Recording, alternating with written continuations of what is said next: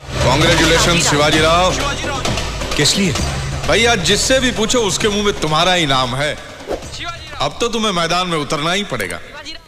No sir, मुझे politics में कोई इंटरेस्ट नहीं है। मैं हूं ना तुम्हारे साथ, डरो मत, इससे बढ़िया मौका और नहीं मिलेगा। आई एम सॉरी सर, मैं एक नॉर्मल आदमी और नॉर्मल जिंदगी जीना चाहता हूँ। मुझे चाहिए 8 घंटे की नींद, माँ के हाथ का खाना और पापा का कार्टून कोना, और जो चाहूं करने की आजादी। संडे को कहो ना प्यार है, जू चौपाटी पर पाव भाजी, और फूल गांव में मेरी सुंदर सी छिपकली। सब तो है मगर एक सरकारी नौकरी नहीं है, इसलिए पब्लिक सर्विस कमीशन की पढ़ाई कर रहा हूं। अरे यहाँ सरकार खुद तुम्हारे हाथ में आना चाहती है और तुम सरकारी नौकरी ढूंढ रहे हो। पूरे हिंदुस्तान को एक दिन में हिला देने वाला शिवाजी राव ऐसी बातें कर रहा है। सर, मेरे पापा रोज मेरी माँ के बनाए खाने में नुक्स निकालते थे, तो एक दिन माँ ने कहा तुम बना के दिखाओ। पता नहीं एक दिन पापा को क्या जोश आया, उन्होंने अपनी लुंगी उठाई और घुस गए रसोई में और खाना बना डाला। बाई चांस खाना भी अच्छा बन गया। इसका मतलब ये तो नहीं कि वो रोज खाना बना सकते हैं। खाना बनाना उनका काम नहीं है, वो कार्टून अच्छा बनाते हैं और मैं रिपोर्टर अच्छा हूं। तो क्या सारी जिंदगी हाथ में माइक पकड़कर लोगों से सवाल ही पूछते रहोगे? वो मेरा काम है सर, लोगों का प्रतिनिधि बनकर उनके सवाल मैं करता हूं। इतना काफी है? देश का कुछ भला करने के लिए आगे नहीं बढ़ोगे? जरूर बढ़ूंगा सर, लेकिन नेता बनकर नहीं, एक कार्यकर्ता की हैसियत से। अरे ऐसी की तैसी कार्यकर्ता की। यहां जनता उम्मीद लगाए बैठी है कि जिस शिवाजी राव का हमने ट्रेलर देखा था, वो शिवाजी राव अब सीएम बनेगा और पूरी पिक्चर दिखाएगा। लोग सांस रोके इंतजार कर रहे हैं। तो शिवाजी राव कहता है कि मुझे 8 घंटे सोना है, पाव भाजी खाना है, कहो ना प्यार देखना है, तो सीएम बन के देखो ना, कौन रोकता है तुम्हें? सर, मुझे मारा, मेरा घर तोड़ दिया, लेकिन अब नहीं, अब मैं चुप नहीं रहूंगा। ये सब बलराज चौहान का काम है। टोबी, तू एक काम कर, तू जाकर वकील साहब को ले आ। ठीक है, रुको रुको।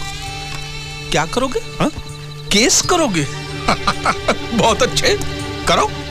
पहले ही 14 लाख केसेस पेंडिंग पड़े हुए हैं, याद है ना? तुम्ही ने कहा था टीवी पर, तो तुम्हारा केस भी पड़ा रहेगा। 1947 से लेकर आज तक बहुत सारे पॉलिटिशियन पर बहुत सारे केसेस हुए हैं, लेकिन आज तक किसी कमीने को सजा हुई है? एक तरफ केस चलता रहता है, दूसरी तरफ वो ऐश करता रहता है, फिर बूढ़ा होकर अपने आप मर जाता है और फाइल अपने आप बंद हो जाती है। उन फाइलों में कॉकरोच के अंडों के सिवा और कुछ नहीं मिलता। तो आपका मतलब है मैं चुप हो जाऊं बंसल साहब?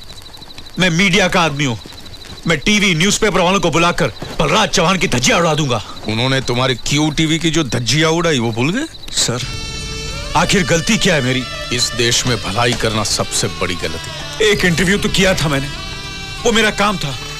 एक दिन का सीएम बना, वो एक्सीडेंट था। सीएम बनकर भी मैंने वही किया जो एक सीएम को करना चाहिए। जो होना था वो हो गया।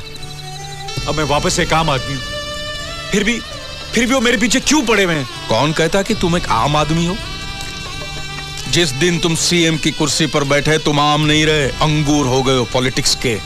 और ऐसा अंगूर जिसे अब गुच्छे में रहना पड़ेगा। अकेला रहा तो या तो कुचल दिया जाएगा या सड़ जाएगा। तुम क्या समझते हो कि बलराज चौहान तुम्हें छोड़ देगा? अगर वो चुनाव जीत गया तो पुलिस से पिटवाएगा, अगर हार गया तो किराए के गुंडों से। छोड़ेगा नहीं। तो फिर इसका अंत क्या है? या तो सामान बांधो और माँ बाप के साथ कन्याकुमारी जाकर सेटल हो जाओ, या फिर राजनीति में आ जाओ। Impossible sir, impossible. राजनीति में तुम्हें कतई नहीं आऊंगा, नेवर। अगर नहीं आना तो ये रोना बंद करो। यहाँ खड़े होकर ये मत चिल्लाओ कि मैंने क्या किया, मैंने क्या किया। साला इसीलिए तो बलराज चौहान जैसे नेता सीना चौड़ा करके चुनाव जीत जाते हैं, क्योंकि जब मुकाबले का वक्त आता है तो तुम लोग दुम दबाकर कोने में छिप जाते हो। तुम्हारे जैसे लोग इस देश के लिए श्राप है। पहले सपने दिखाते हैं और फिर कहते कि नहीं, ऐसा नहीं हो सकता। ये ऑटो रुक, चल चल।